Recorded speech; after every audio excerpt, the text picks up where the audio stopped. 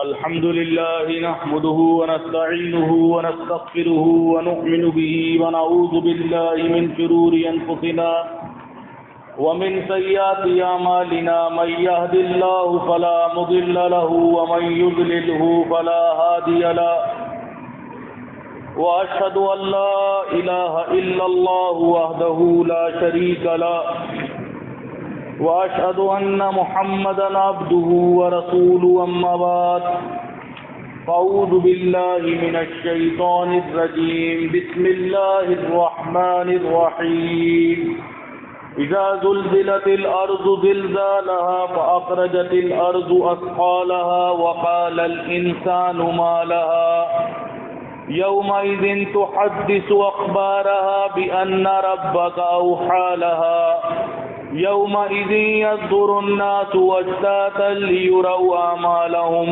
فمن يعمل مثقال ذرة خيرا يره ومن يعمل مثقال ذرة شرا يره اللہ کے نام سے جو بڑا مہربان اور نہایت رحم کرنے والا ہے۔ اللہ کی سچی کتاب قرآن مجید میں سے سورہ زلزال آپ بھائیوں کے سامنے تلاوت کی ہے۔ مدنی سورت ہے۔ زلزال کے معنی زلزلہ، بھونچال۔ اس کے اندر اللہ تبارک و تعالیٰ نے قیامت کے زلزلے کا ذکر کیا ہے، اس کی سختی، اس کی ہولناکی اللہ تبارک و تعالیٰ نے بیان کی ہے کہ وہ جب دن آئے گا تو پھر کچھ باقی نہیں بچے گا۔ آج زمین پہ زلزلہ آتا ہے، سونامی آتا ہے تو زمین کا کچھ حصہ افیکٹ ہوتا ہے، اس کے اوپر وہ جو ہے اثر انداز ہوتا ہے، پوری زمین کے اوپر وہ اثر انداز نہیں ہوتا۔ 4 ممالک، 2 ممالک، 1 ممالک کے کئی صوبے، جیسے پاکستان میں بھی کبھی آزاد کشمیر پہ، کبھی کوئٹہ پہ، کبھی ادھر زلزلے کے جھٹکے آتے رہتے ہیں۔ کبھی وہ شدت اختیار کرتے ہیں تو لوگ زیادہ مر جاتے ہیں، کبھی ہلکا سا ہلتا ہے، کبھی ایسی شدت آتی ہے کہ کافی بستیاں ختم ہو جاتی ہیں۔ لیکن ایک زلزلہ ایسا آئے گا کہ پھر وہ کسی کو نہیں چھوڑے گا، اور وہ آئے گا اسی لیے سب ختم کرنے کے لیے۔ اس وقت سب کو معلوم ہو جائے گا کہ اب نہ بچنے کا راستہ ہے، نہ بھاگنے کا راستہ ہے۔ اب سیدھے سیدھے اللہ وحدہ لا شریک کے سامنے کھڑے ہونے کا، پیشی دینے کا اور حساب دینے کا وقت آ گیا ہے۔ اللہ تبارک و تعالیٰ نے یہ زمین بنائی، ہمیں، آپ کو، ہمارے باپ دادا کو اللہ تبارک و تعالیٰ نے پیدا کیا۔ اس کا ایک مقصد تھا یہ زمین بنانا۔ اللہ تبارک و تعالیٰ کا اس میں ایک مقصد تھا۔ وہ مقصد کیا تھا؟ اللہ تعالیٰ نے سورہ ذاریات کے اندر بیان کیا کہ وما خلقت الجن والانس الا لیعبدون، کہ ہم نے انسانوں اور جنوں کو اس لیے پیدا کیا کہ وہ ہماری بندگی کریں۔ اللہ نے ہم سب کو دنیا میں جو بھیجا ہے وہ کس لیے کہ ہم ایک اللہ کی بندگی اختیار کریں، اس کو پکاریں، اس کو سجدے کریں، اس کو رکوع کریں، اس کے نام کی نظر و نیاز دیں، اسی سے پناہ مانگے۔ اس چیز کے لیے اللہ تبارک و تعالیٰ نے ہمیں دنیا کے اندر بھیجا ہے۔ اور ایسے ہی لوگ اللہ تعالیٰ نے فرمایا کامیاب ہوں گے، قد افلح المومنون، کہ کامیاب ہو گئے مومن، یعنی فرما بردار، جنہوں نے اللہ کی فرما برداری اختیار کی۔ یہ دنیا کی زندگی 950 سال ہو جائے، جب بھی وہ چند لمحے اور ایک دن کی رہے گی۔ اللہ تعالیٰ قرآن میں بیان کرتا ہے نا، جب ان سے پوچھا جائے گا کہ تم دنیا میں کتنی دیر رہے، تو کہیں گے ہم چند گھڑی دنیا میں رہے، چند وقت دنیا میں رہے۔ چاہے یہ 950 سال پہ چلی جائے، چاہے یہ 60 سال پہ آ جائے، یہ رہے گی چند روزہ ہی۔ اللہ تعالیٰ نے وعدے اپنی کتاب کے اندر بیان کر دیا، اور یہ بھی بتا دیا ہمیشہ کی زندگی کیا ہے، والآخرۃ خیر وابقیٰ، آخرت کی زندگی ہمیشہ رہنے والی ہے۔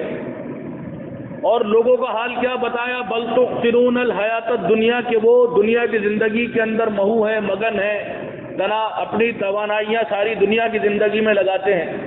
لیکن یہ بھول جاتے ہیں محبوب کس کو رکھتے ہیں؟ بل تؤثرون الحیات الدنیا، دنیا کی زندگی کو، والآخرۃ خیر وابقیٰ، اور بھول جاتے ہیں کہ ہمیشہ رہنے والی زندگی تو آخرت ہے۔ اس زندگی کے لیے کم ہی لوگ ہیں جو سوچتے ہیں، کیوں ان کے آگے ایک قوت ہے، شیطانی قوت، جو انسان کو آگے دائیں بائیں پیچھے ہر وقت لگا رہتا ہے کہ کسی طرح یہ بندہ اللہ کی بندگی سے منحرف ہو، میرا ایجنٹ بنے، میرا کارندہ بنے، اور میں اس کو جہنم کے اندر لے جا کے ڈھوک دوں۔ وہ بھی اپنا کام کر رہا ہے، اللہ کی قدرت بھی ہے۔ اللہ تبارک و تعالیٰ نے کسی کے ساتھ ناانصافی نہیں کی۔ آپ دیکھیں یہ قرآن اللہ تبارک و تعالیٰ نے اتارا ایک ایسے شخص کے اوپر جو نہ لکھ سکتا تھا نہ پڑھ سکتا تھا، واضح اللہ نے فرما دیا کہ نہ آپ کتاب جانتے تھے نہ آپ ایمان جانتے تھے۔ سورہ عنکبوت میں فرما دیا نہ آپ اپنے دائیں ہاتھ سے لکھ سکتے تھے۔ اور یہ وجہ کیا تھی؟ اگر آپ ایسا کرتے ہوتے، لکھتے ہوتے، تو باطل پرست شک میں پڑ جاتے۔ قرآن نے یہ بھی بتا دیا کہ یہ اپنی طرف سے کوئی چیز گڑھ کے لے آیا، لیکن اللہ نے فرمایا اسی قرآن میں سورہ بقرہ میں نزل علی قلبک کہ ہم نے اس کو آپ کے دل کے اندر محفوظ کر دیا۔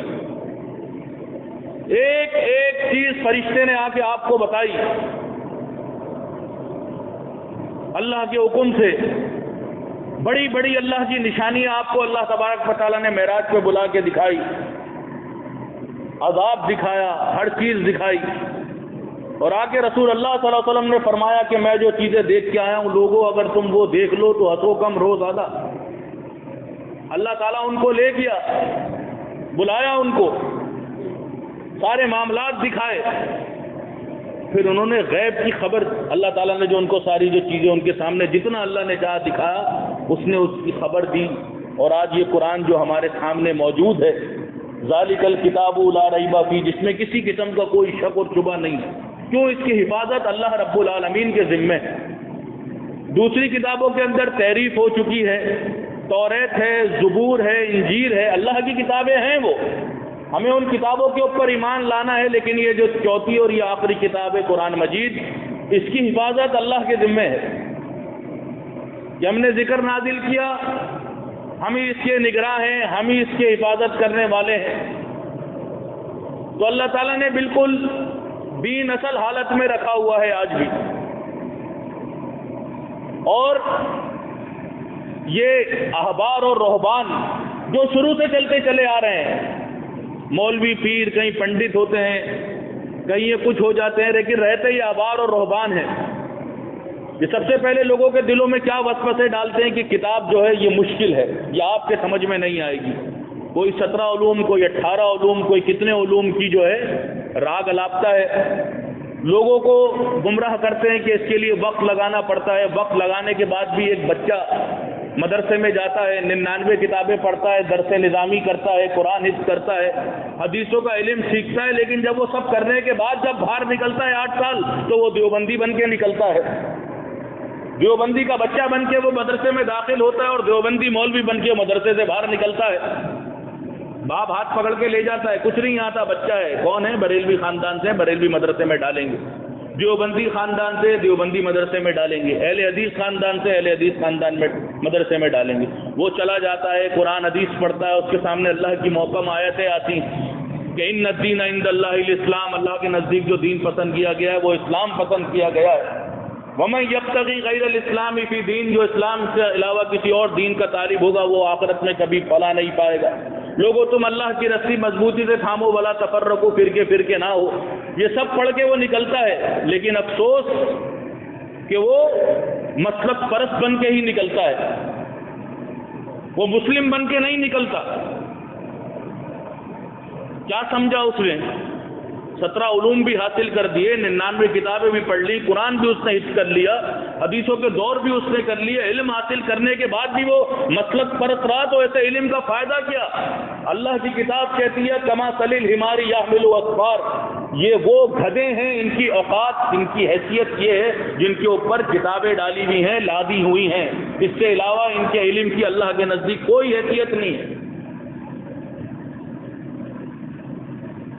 وہ گدھے ہیں جن پہ کتابیں لادی ہوئی ہیں۔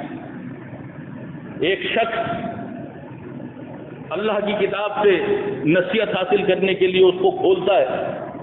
رسول اللہ صلی اللہ علیہ وآلہ وسلم نے فرمایا القرآن حجت لک و الیک، یہ قرآن یا تو تمہارے لیے حجت ہے یا تو تمہارے خلاف حجت ہے، دو ہی باتیں، یا تو تمہارے حق میں ہے یا تو تمہارے خلاف ہے، بس۔ اب تم خود دیکھو، تمہیں تمہارا جواب خود دینا پڑے گا۔ یہ نہیں ہوگا کہ تمہارا مسلک کا مولوی وہاں کھڑا ہو کے جواب دے گا، تمہیں اللہ کے آگے حاضر کیا جائے گا، اللہ کے آگے پیش ہو گئے، تمہیں اللہ کے آگے جواب دینا پڑے گا۔ یا تو قرآن تمہارے حق میں ہے یا تو تمہارے خلاف ہے، دو ہی چیزیں ہیں۔ اب ہم قرآن سورہ رحمان کھولتے ہیں تو اللہ تعالیٰ کہتا ہے الرحمن علم القرآن، بڑی بابرکت ذات ہے رحمان کی جس نے انسان کو اس کتاب کا علم عطا کیا۔ اس سیدھے سادے جملے میں اللہ تبارک و تعالیٰ نے کہیں بیان نہیں کیا کہ بڑی بابرکت ذات ہے جس نے مفتیوں کو اس کتاب کا علم حاصل دیا، جس نے مولویوں کو اس کتاب کا علم دیا۔ الرحمن علم القرآن، بڑی بابرکت ذات ہے رب کائنات کی جس نے انسان کو اس قرآن کا علم دیا۔ ہم سب کے پاس قرآن کا علم آ سکتا ہے اگر ہم اس کو کھولیں، اس کو پڑھیں، اپنے دن کی شروعات اس سے شروع کریں، اس سے محبت کریں اور یہ سوچیں یہ میرا لائف کا پروسیجر ہے، اگر یہ میرے خلاف ہوا تو اللہ تبارک و تعالیٰ کیا میں ایک دن پکڑا جاؤں گا۔ ایک آیت بھی اس کے خلاف ہو، ایک کاپی یا ایک نوٹ بک یا ایک ڈائری اپنے پاس رکھیے، ایک پین رکھیے اور سورہ فاتحہ سے شروع ہو جائیے الحمدللہ رب العالمین ترجمے کے ساتھ۔ جہاں ریڈ لائٹ جلے کہ ہاں میں جھوٹ بولتا ہوں اور یہ اللہ تعالیٰ فرما رہا ہے لعنت اللہ علی الکاذبین، اس جگہ رک جائیں، فوراً پلٹ جائیں کہ اللہ کی آیتیں میرے خلاف آ رہی ہیں، میں جھوٹ بولنا ترک کر دیتا ہوں۔ پھر قرآن کی آیت آتی ہے برباد ہو جائیں وہ نمازی جو اپنی نماز کے اندر کوتاہی برتتے ہیں۔ اگر میں مسجد نماز پڑھنے نہیں جاتا، فجر کی نماز کے ٹائم میں اپنے گھر کے اندر ہوں اور میرے کان کے اندر یہ آواز آ رہی ہے حی علی الصلاۃ حی علی الفلاح الصلاۃ خیر من النوم، کہ نیند سے بہتر نماز ہے، آؤ فلاح کی طرف، آؤ بھلائی کی طرف، میں رک جاؤں کہ اللہ تعالیٰ نے فرما دیا برباد ہوں ایسے نمازی، تباہ ہو جائیں ایسے نمازی۔ ویل للمصلین، جو اپنی نماز کے اندر کوتاہیاں برتتے ہیں۔ ڈرامہ آ رہا ہے، نماز قضا ہو گئی، سو رہے ہیں، نماز قضا ہو گئی، جمعہ پڑھ لیا تو پڑھ لیا، مسجد جمعے میں 6 صفیں بھری ہوئی ہے، فجر میں وہی 5 لوگ، ظہر میں وہی 2 صفیں، عصر میں وہی 1 صف، کیوں؟ ڈر نہیں ہے۔ یہ آیتیں پھر ہمارے طرف متوجہ ہیں، بالکل سختی کے ساتھ اس کے اوپر عمل کرنا ہے اور کروانا بھی ہے۔ اللہ تعالیٰ قرآن میں کیا بیان کرتا ہے کہ یا ایھا الذین آمنوا، ہے ایمان والو، قوا انفسکم واہلیکم نارا، بچاؤ اپنے آپ کو اور اپنے گھر والوں کو جہنم کی آگ سے، وقودھا الناس والحجارہ، جس کا ایندھن انسان اور پتھر بنیں گے۔ اپنے آپ کو جہنم کی آگ سے بچاؤ اور اپنے گھر والوں کو بچاؤ۔ نبی صلی اللہ علیہ وسلم نے بتایا ہر شخص کو حساب دینا پڑے گا۔ مرد اپنے گھر کا بڑا ہے، وہ اپنے بچوں کے بارے میں حساب دے گا، بیوی اپنے شوہر کے بارے میں اگر خیانت کی ہوگی اللہ کیا حساب دے گا۔ ہر انسان اللہ کی بارگاہ میں کھڑے ہو کے جو جو اس کے ذمے ہوگا وہ اس کا حساب دے گا۔ کہ ہم نے مذاق سمجھ لیا ہے کہ یہاں سے آنکھ بند ہوئی وہاں کھلے گی، بڑے پھول کے جو ہے کنگن ہمیں پہنائے جائیں گے، آئیے آپ کا انتظار تھا، جنت آپ کی جو ہے منتظر بیٹھی بھی ہے۔ اللہ کے رسول صلی اللہ علیہ وآلہ وسلم نے جب یہ دعوت اٹھائی، جب وحی آئی، جب یہ معاملات شروع ہوئے، بخار میں تھے، کانپ رہے تھے، خدیجہ رضی اللہ عنہ نے کہا کہ اللہ تعالیٰ آپ کے ساتھ کبھی ایسا معاملہ نہیں کرے گا، آپ صلح رحمی کرنے والے ہیں، آپ یتیم اور مساکین کی مدد کرنے والے ہیں۔ پھر اس کے بعد رسول اللہ صلی اللہ علیہ وآلہ وسلم پہ کہا کہ ایک کمبلی میں لپٹنے والے کمبلی سے اتار کے پھینکیے، لوگوں کے سامنے اللہ کی بڑائی بیان کیجیے۔ رسول اللہ صلی اللہ علیہ وسلم پھر باہر نکلے ہیں، اپنے لوگوں کو جمع کیا، ان کے سامنے ایک اللہ کی دعوت پیش کی کہ یا ایھا الناس قولوا لا الہ الا اللہ تفلحوا، یہ بات اپنی زبان سے کہہ دو کہ اللہ کے سوا کوئی الہ نہیں ہے، کامیاب ہو جاؤ گے۔ اس ایک بات پہ رسول اللہ صلی اللہ علیہ وآلہ وسلم کو ان کے گھر والوں نے، ان کے خاندان والوں نے، ان کی برادری والوں نے، جن کی زبانیں رسول اللہ صلی اللہ علیہ وآلہ وسلم کو صادق الامین کہتے تھے، نیک، راست باز، اچھا انسان کہتے تھے، وہ ایک کاہن، مجنون، شاعر کہنا شروع ہو گئے، خالی کس بات پہ؟ ایک اللہ کی دعوت کی بات پہ۔ لیکن رسول اللہ صلی اللہ علیہ وسلم پیچھے نہیں ہٹے۔ دین ایسے نہیں پھیلتا کہ یہاں نظر ڈالی پوری آبادی مسلمان، یہاں نظر ڈالی پوری آبادی مسلمان، بلے شاہ اڑ رہے ہیں تو لوگ مسلمان ہو رہے ہیں، شہباز قلندر چل رہا ہے تو وہ دنیا مسلمان، ایسا کوئی ڈرامے نہیں ہوتے، یہ کہانیاں ہیں، قصے ہیں۔ یہ اصل بات وہ ہے جو میرا رب بیان کرتا ہے کہ طائف کے اندر اتنے پتھر کھائے کہ جوتے اور آپ کا جسم لہو لہان ہو گیا۔ دین تکلیفوں سے پھیلا ہے، آزمائشوں سے پھیلا ہے، جانوں کے نذرانے دینے سے پھیلا ہے، ٹھنڈے پیٹوں نہیں پھیلا۔ چچا مٹھائی کا ٹوکرا لے کے نہیں آئے تھے یا ایھا الناس قولوا لا الہ الا اللہ تفلحوا پہ، بازار والوں نے ہار لے کے نہیں آئے تھے۔ مکہ کی زمین تنگ کر دی تھی رسول اللہ صلی اللہ علیہ وسلم اور ان کے اصحاب کے اوپر، ان کا جینا دوبر کر دیا تھا۔ سمیہ رضی اللہ عنہ کی بے دردی سے شہادت ہوئی تھی۔ خبیب رضی اللہ عنہ رسول اللہ صلی اللہ علیہ وسلم کے پاس آئے جو بیت اللہ کی دیوار سے ٹیک لگائے ہوئے تھے، اور کہا متی نصر اللہ، اللہ کی مدد کب آئے گی؟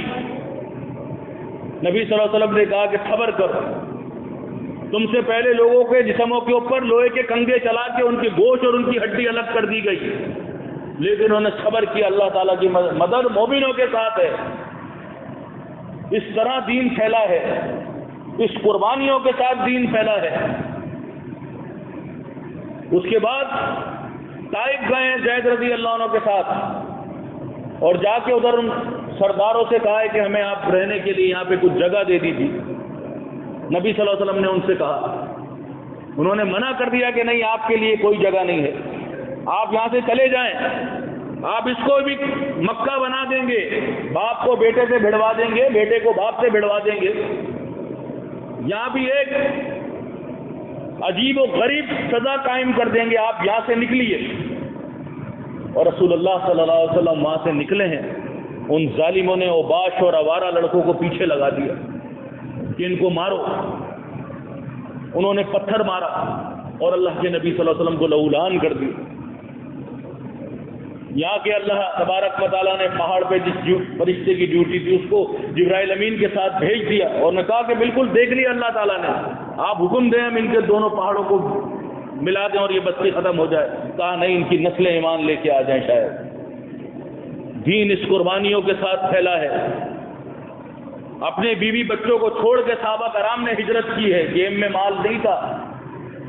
مصعب بن عمیر رضی اللہ عنہ جن کے کپڑے دوسرے علاقوں سے سل کے آتے تھے، اتنے زبردست کپڑے پہنتے تھے، کیا زبردست خوشبو لگاتے تھے وہ، لیکن اسلام کے اندر آنے کے بعد ان سے وہ سواری بھی ان کے گھر والوں نے لے لی، ان کے کپڑے بھی لے لیے، وہ خوشبوئیں، وہ شہزاد طرز والی زندگیاں شہزادوں والی، وہ سب چلی گئی۔ اور جس کپڑے کے اندر شہید ہوئے ہیں، کیونکہ شہید جس کپڑے میں شہید ہوتا ہے اس کو اسی کپڑے میں جو ہے تدفین کر دی جاتی ہے، تو اس مرد مجاہد کے جسم پہ ایک ہی چادر تھی، اور اس چادر کی لمبائی کتنی تھی کہ جب اس سے منہ ڈھکتے تھے تو پیر کھل جاتے تھے، اور جب پیر کی طرف سے اس چادر کو ڈھکا جاتا تھا تو منہ کھل جاتا تھا، اتنی چھوٹی اس کے پاس چادر تھی۔ وہ شہزادہ جو کپڑے بدلتا تھا، ایک سے ایک کپڑے پہنتا تھا، ایک سے ایک سواری تھی، لیکن آخر میں اس کے پاس کپڑا اتنا رہ گیا تھا جس میں وہ شہید ہوا تھا کہ نبی صلی اللہ علیہ وسلم کی آنکھوں میں آنسو آ گئے۔ کون سی ایسی آنکھ تھی جو یہ دیکھ کے تر نہیں تھی، اللہ سے اپنا وعدہ کر دیا انہوں نے پورا۔ اللہ تبارک و تعالیٰ کے دین کو اپنی جان دے دی، قتل بھی کیا اور اللہ کی راہ میں مارے بھی گئے، لیکن اس کے بعد من تحتی الانہار، اللہ نے ان کو ایسی جنتوں کے اندر داخل کیا جن کے نیچے نہریں بہ رہی ہوں، اور ان کا رب ان سے سوال کرتا ہے کہ تمہیں کیا چاہیے؟ وہ کہتے ہیں میرے رب ہمیں کیا چاہیے؟ یہاں ہر چیز تو نے عطا کر دی ہے، جو مانگتے ہیں وہ تو دے دیتا ہے۔ پھر وہ اللہ ان سے پوچھتا ہے، پھر وہ یہی جواب دیتے ہیں، پھر اللہ ان سے پوچھتا ہے، وہ کہتا ہے میرے مالک ہماری روح ہماری دنیا میں جسم میں دوبارہ واپس لوٹا دے، پھر وہی استقبال ہو جو شہادت کے وقت ہوا تھا، اللہ وہ استقبال دوبارہ دے دے۔ سنت اللہ تبدیلا، اللہ ان کی روح واپس نہیں لوٹاتا، سمجھ جاتا میرے بندے کو کچھ نہیں چاہیے۔ پھر مالک بھی ایسے محسنین کا اجر ضائع نہیں کرتا۔ اس طرح ایمان گیا ہے، اس طرح ایمان نسلوں میں پہنچا ہے، یہ قربانیوں کے ساتھ ایمان گیا ہے۔ یہ نہیں پیرانے پیر آئے اور نظریں بھر کے دیکھ رہے ہیں تو لوگ مسلمان ہو رہے ہیں، مٹی اٹھا کے پھینک رہے ہیں لوگ، یہ ساری فرضی دو مالائی کہانیاں ہیں اور کچھ نہیں ہے۔ اصل بات قرآن یہ بیان کرتا ہے، کتنے انبیاء آئے ہیں، وَلَقَدْ بَعَثْنَا فِي كُلِّ أُمَّةٍ رَسُولًا أَنِ اعْبُدُوا اللَّهَ وَاجْتَنِبُوا الطَّاغُوتَ، اللہ کی بندگی کی دعوت اور طاغوت سے روکنے کے لیے لوگوں کو، لیکن کیا حال ہوا ہے؟ نبی صلی اللہ علیہ وسلم نے فرمایا کوئی اکیلا ہوگا، کسی کے ساتھ کچھ لوگ ہوں گے، کسی کے ساتھ اتنے لوگ ہوں گے، یہ بتائے کوئی اکیلا بھی ہوگا، یہ دعوت ہی ایسے ہی ہے کہ جب انسان اٹھاتا ہے تو تکلیف ہے۔ جبھی تو رسول اللہ صلی اللہ علیہ وسلم نے فرمایا الدنیا سجن المومنین، یہ دنیا مومن کے لیے قید خانہ ہے اور کافر کے لیے جنت ہے۔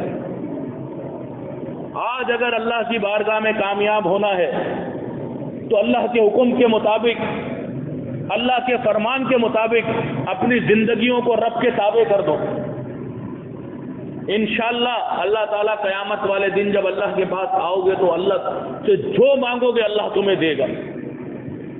آج اللہ کی مان لو، پوری پوری اللہ کی مان لو، آنکھ بند ہونے کے بعد جو رب سے سوال کرو گے، جو تمہارے دل میں آئے گا مالک تمہیں جنت میں عطا کرے گا۔ تمہاری آنکھوں نے ایسی جنتیں نہیں دیکھی ہوں گی، اللہ تعالیٰ وہ تمہیں عطا فرمائے گا، سوچا بھی نہیں ہوگا۔ لوگوں کو اللہ کے دین کی دعوت دو۔ یہاں شرک اور کفر کے انبار ہیں، یہاں مسلک پرستی عروج کے اوپر ہے، یہاں شرک ایمان کے درجے کے اوپر استغفر اللہ پہنچ چکا ہے۔ لوگ اس کو کفر اور شرک، ان بدعات کو ایمان سمجھتے ہیں، اور ایمان کو لوگ سمجھتے ہیں کہ یہ بے دینی ہے۔ اللہ کے نبی صلی اللہ علیہ وسلم نے فرمایا قل انما ادعو ربی ولا اشرک بہ احدا، کہ میں اپنے رب کو پکارتا ہوں، اس کے ساتھ کسی کو شریک نہیں کرتا۔ یا آج محبت کے دعوے دار یا رسول اللہ مدد یا علی مدد کے نعرے لگاتے ہیں۔ رسول اللہ صلی اللہ علیہ وسلم نے فرمایا اذا سألت فاسأل اللہ، جب بھی سوال کرنا ہو ایک اللہ سے سوال کرو، وَإِذِ اسْتَعَنْتَ فَاسْتَعِنْ بِاللَّهِ، اور جب بھی مدد مانگنی ہو ایک اللہ سے مدد مانگو۔ تمہاری ہانڈی کے اندر نمک ختم ہو جائے، تمہارے جوتے کا تلسم ٹوٹ جائے، وہ بھی اللہ تبارک و تعالیٰ سے مانگو۔ آج اللہ کے علاوہ اللہ کے بندوں کو داتا، دستگیر، مشکل کشا، حاجت روا بنایا ہوا ہے۔ اللہ کے صفاتی نام ان بندوں کو دے دیے ہیں۔ یہ چیزیں ایسی ہیں، اللہ تعالیٰ فرماتا ہے کہ میں اس شرک کو کبھی معاف نہیں کروں گا۔ ان اللہ لا یغفر ان یشرک بہ ویغفر ما دون ذلک لمن یشاء، میں شرک کو کبھی معاف نہیں کروں گا، اس کے علاوہ جس کے لیے جو چیز کو چاہوں گا معاف کر دوں گا۔ اللہ چاہے گا تو آپ کے گناہ معاف ہوں گے۔ یہ نہیں شرک نہیں کر رہے تو نمازیں بھی نہیں پڑھ رہے، روزے بھی نہیں رکھ رہے، قرآن کی تلاوت بھی نہیں کر رہے، گھر میں فلمیں دیکھ رہے ہیں، گانے دیکھ رہے ہیں، یہودیوں جیسے اسٹائل اپنائے ہوئے ہیں۔ یہ ڈر خوف نہیں ہے، یہ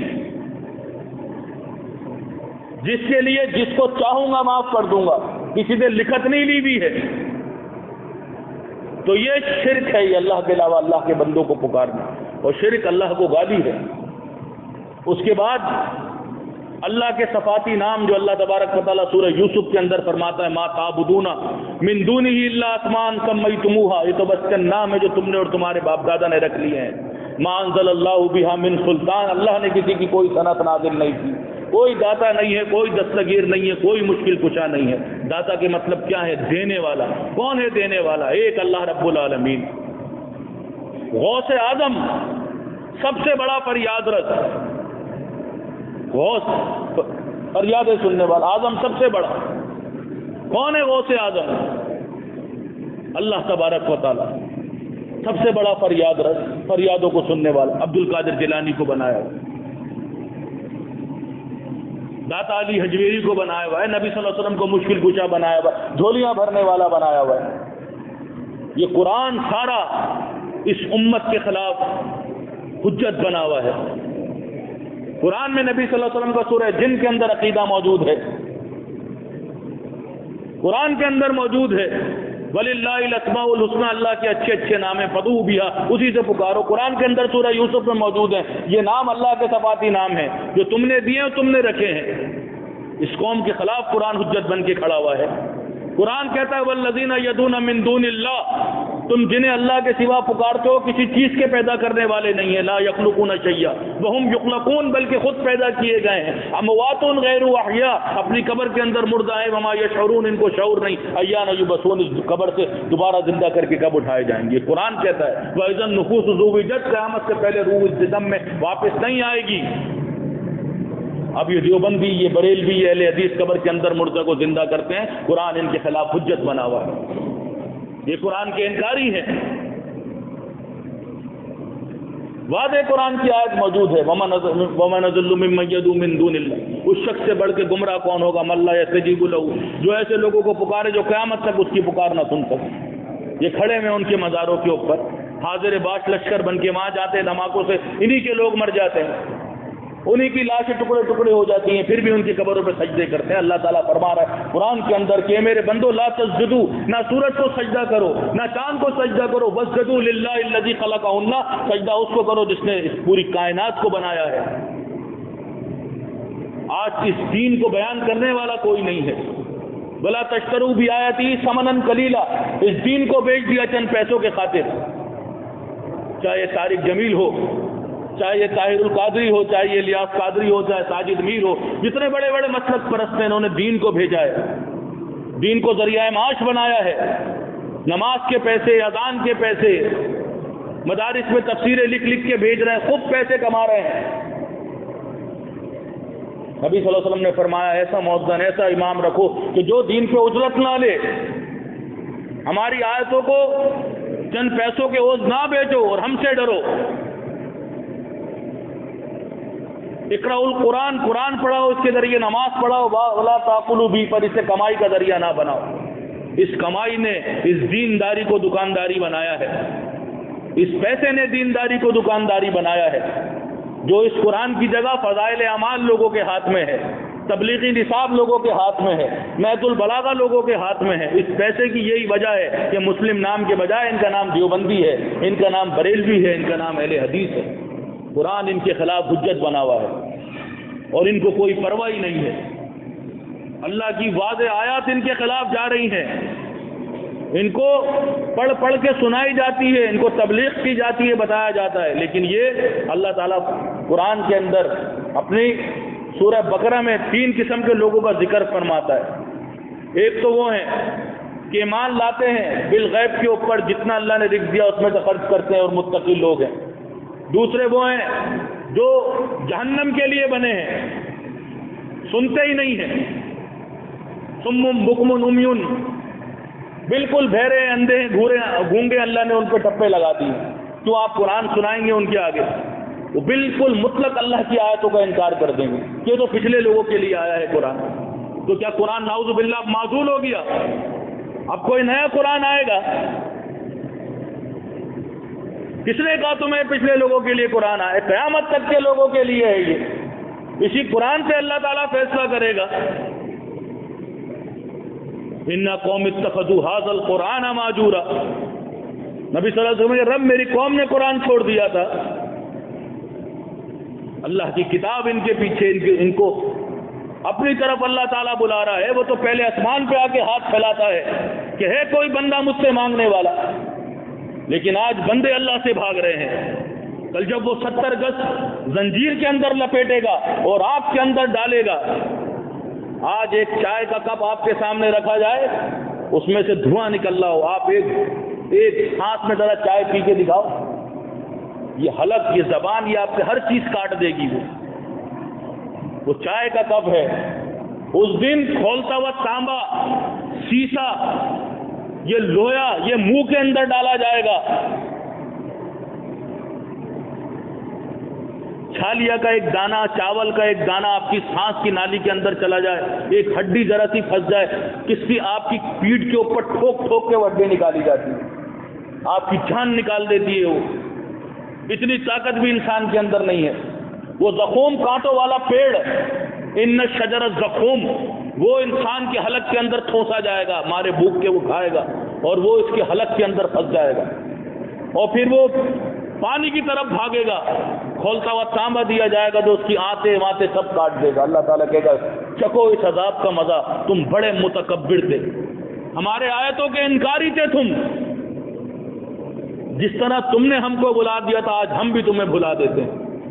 بل تو اللہ تعالیٰ نے کیا فرمایا، کیا حالت ہوگی اس دن، لا یموت فیہا ولا یحیا، نہ موت آئے گی نہ زندگی آئے گی۔ انسان موت کو پکارے گا، راحت مانگے گا، ایسی اللہ تعالیٰ آگ لگائے گا، ہونٹ لپٹ جائے گا، یہ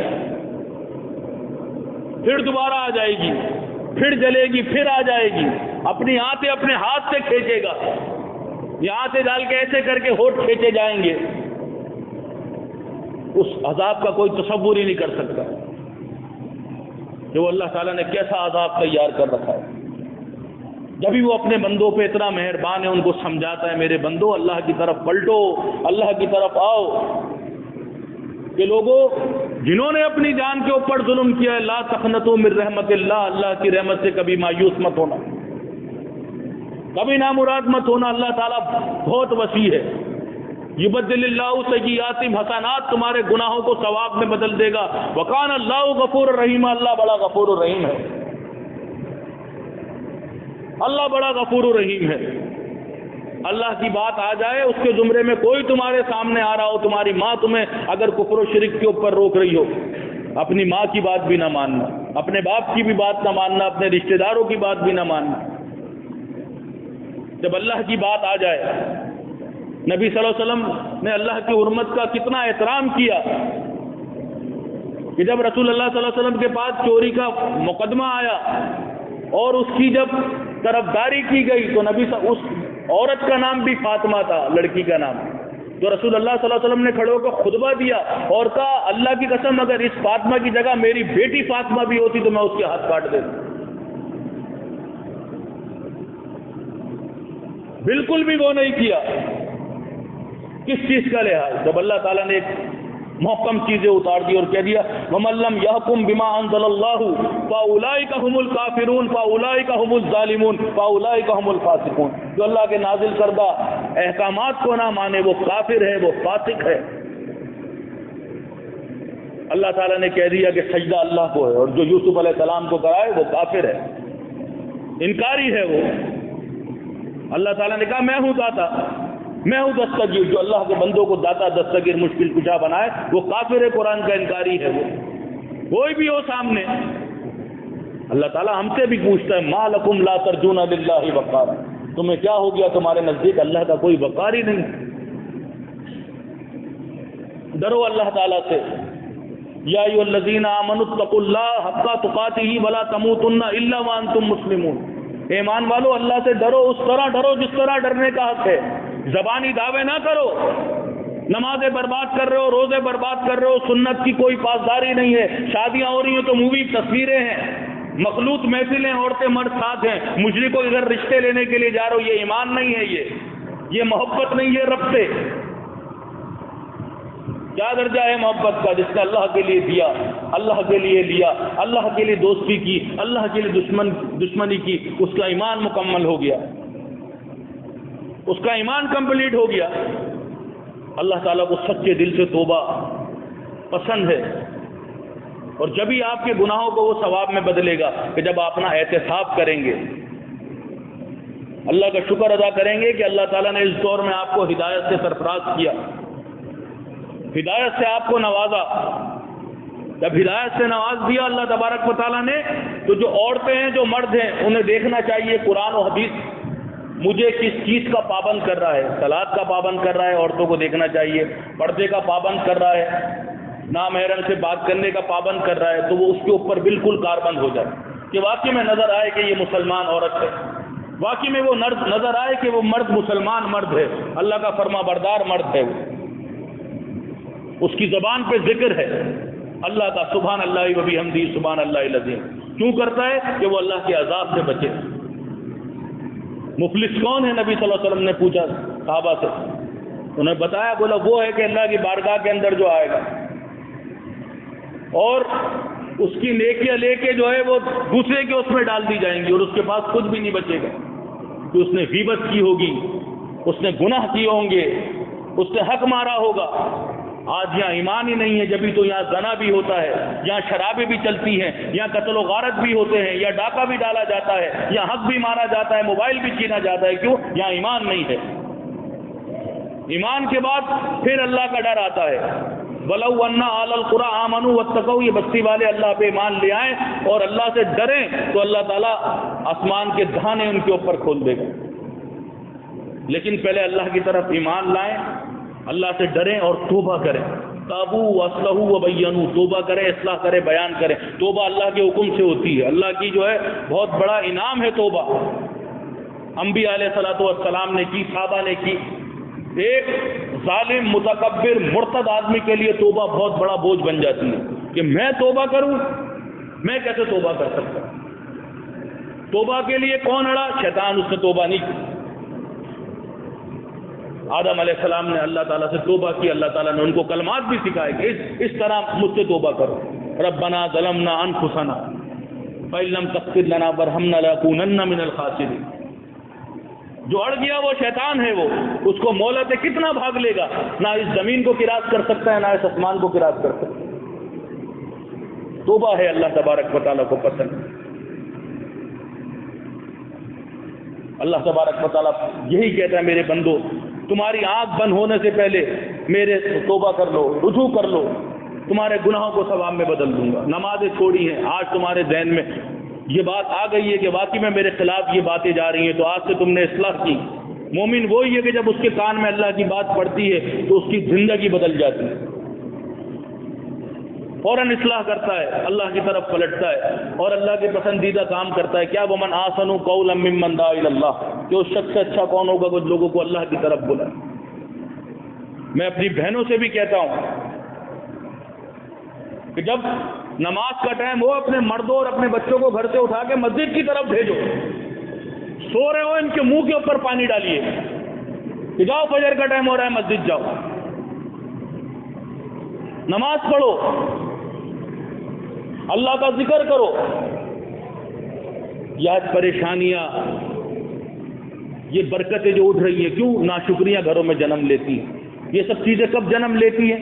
کہ جب انسان دین سے دور ہونا شروع ہو جاتا ہے, نمازوں سے دور ہونا شروع ہو جاتا ہے, قرآن مجید کی تلاوت سے دور ہونا شروع ہو جاتا ہے, تو اللہ تعالیٰ اس سے ڈر لے لیتا ہے. سچی توبہ اللہ تعالیٰ کو پسند ہے.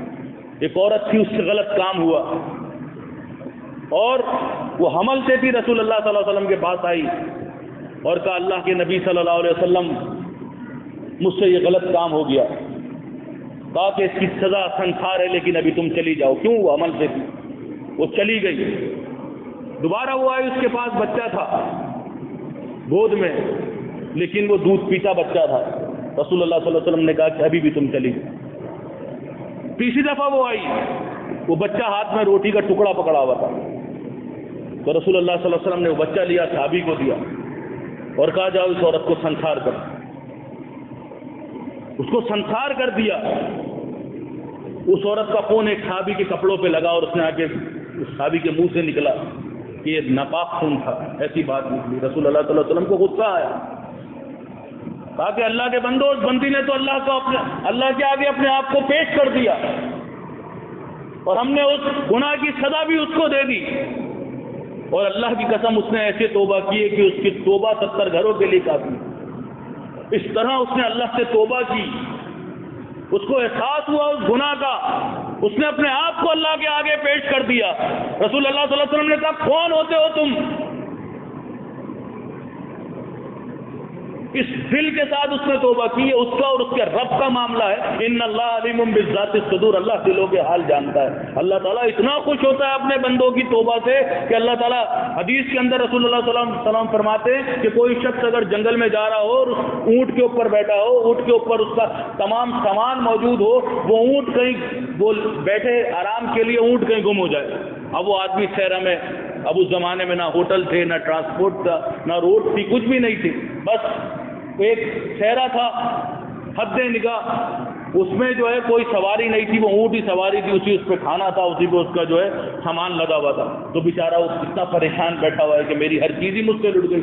اچانک اس کا اونٹ اس کو آتے ہوئے نظر آیا، تو کہا جس طرح وہ آدمی خوش ہوگا اسی طرح تمہارا رب خوش ہوتا ہے جب تم اللہ کے آگے توبہ کے لیے اپنے آپ کو پیش کرتے ہو کہ اللہ تعالیٰ بس اب 30 سال 40 سال 50 سال زندگی ہو گئی، مالک بہت گناہ کر دیے، اپنے بچوں کی طرف دیکھو، اب تم بچے نہیں رہے، ہم لوگ بچے نہیں رہے ہیں، بڑے ہو گئے ہیں، ان کو ہمیں بچانا ہے۔ ہم نمازیں نہیں پڑھیں گے تو یہ نمازیں نہیں پڑھیں گے، ہم نیک اعمال نہیں کریں گے تو یہ نیک اعمال نہیں کریں گے، ہم اللہ کے دین کی دعوت نہیں دیں گے تو یہ بچے اللہ کے دین کی دعوت نہیں دیں گے۔ یہ چھوٹے کورے کاغذ ہیں، آپ نماز پڑھیں گے قسم سے یہ بھی آپ کے برابر میں اللہ اکبر کر رہے ہوں گے، یہ بھی سجدے کر رہے ہوں گے۔ آپ نیاز نہیں کھائیں گے یا آپ سے آگے بڑھ کے نیاز کا انکار کریں گے۔ یہ چھوٹے معصوم ہیں، ان کے دلوں کے اندر توحید ڈال دو، اللہ کی قسم یہ مضبوط تناور درخت بن جائیں گے۔ یہ ہوگی ان کے ساتھ ہمدردی، لیکن ابھی ہم ان بیچاروں کے ساتھ یہ ہمدردی نہیں کریں گے تو ہم قصوروار ہوں گے، ہم اللہ کی بارگاہ میں جا کے اس کا جواب دیں گے اللہ تعالیٰ کو کہ تم نے ان کی بچپنا تو ضائع کر دیا، ان لغو و لہب کاموں کے اندر ان کو لگا دیا۔ اولاد کتنی بڑی نعمت ہے، جن کے پاس اولاد نہیں ہے اس سے اولاد کے بارے میں پوچھیے، اللہ کی بڑی نعمت ہے۔ ابراہیم علیہ السلام، زکریا علیہ السلام کس طرح اللہ سے اولاد، ربی حب لی من الصالحین، اللہ تعالیٰ مجھے نیک اولاد ہے۔ اللہ تعالیٰ نے آپ کو اولاد دی ہے، بالکل صحیح سلامت ہے، اس کو اللہ کی کتاب حفظ کروائیے، اس کو نمازی بنوائیے، خود بھی بنے، یہ نہیں ڈنڈا لے کے اس کے پیچھے لگے، بھائی خود بھی نماز پڑھنے جائیے، اس کو بھی اپنے ساتھ لے کے جائیے۔ آپ دیکھیں کہ اللہ تعالیٰ کیا فرماتا ہے، الا بذکر اللہ تطمئن القلوب، اللہ کے ذکر سے دلوں کو سکون ہے، پھر ایک سکون ملے گا، ایک قرار ملے گا، پھر زندگی کے اندر مزہ آئے گا، پھر یہ شب و روز بدلیں گے، پھر یہ اندھیرا چھٹے گا، پھر لوگ بھی کہیں گے واقعی میں زندگی کے اندر تبدیلی آئی، یہ ایمان تبدیلی لے کے آیا ہے۔ پھر جب ایک دن اللہ کی بارگاہ میں پیش ہوں گے تو اس امید کے ساتھ جائیں گے۔ نبی صلی اللہ علیہ وسلم نے کیا فرمایا، جو شخص اللہ کے تھوڑے دیے ہوئے رزق کے اوپر اس دنیا میں جو ہے وہ ہو جائے گا، بالکل راضی ہو جائے گا، اللہ تعالیٰ قیامت والے دن اس کے تھوڑے عمل کے اوپر راضی ہو جائے گا۔ ہم اللہ کے بندے ہیں، وہ ہمارا رب ہے، ہم 5 نمازیں وقت پہ ادا کریں گے، قرآن پاک کی تلاوت کریں گے، اللہ تعالیٰ کے ساتھ معصیت گناہ کے کام نہیں کریں گے، وہ مالک کیوں ہمیں عذاب دے گا؟ وہ تو غفور الرحیم ہے، وہ تو ہم جو سوچ کے جائیں گے اس سوچ سے زیادہ ہمیں دے گا، کہے گا میرے وہ نیک بندے ہیں جنہوں نے اپنے آپ کو شیطان کے شر سے بچایا، جنہوں نے پورے اپنے گھر کو، اپنے اہل عیال کو جہنم کی آگ سے بچایا، اللہ کی راہ میں لگایا۔ آپ خالی کوشش کریں، اللہ تعالیٰ دیکھیں آپ کی زندگی بدل دے گا انشاءاللہ۔ یہ میرا ایمان ہے۔ قرآن کی وہ آیت زکریا علیہ السلام کہتے ہیں کہ دیکھو وَلَمْ أَكُنْ بِدُعَاءِ رَبِّي شَقِيًّا، کہ میں اپنے رب سے مانگ کے کبھی نامراد نہیں ہوا۔ آپ کے اوپر کوئی پریشانی آئے، آپ نماز کے اندر اللہ تبارک و تعالیٰ کے ساتھ اپنا رابطہ جوڑیے، نوافل سے رابطہ جوڑیے۔ اللہ تعالیٰ کہتا ہے نا، یا ایھا الذین آمنوا استعینوا بالصبر والصلاۃ ان اللہ مع الصابرین، اے ایمان والو صبر اور نماز سے مدد طلب کرو۔ کوئی بھی چیز ہو دنیا کے آگے رونے سے کیا فائدہ، دنیا کیا دے سکتی ہے؟ ایک پتا بھی نہیں اللہ کے حکم اذن کے بغیر ہلتا۔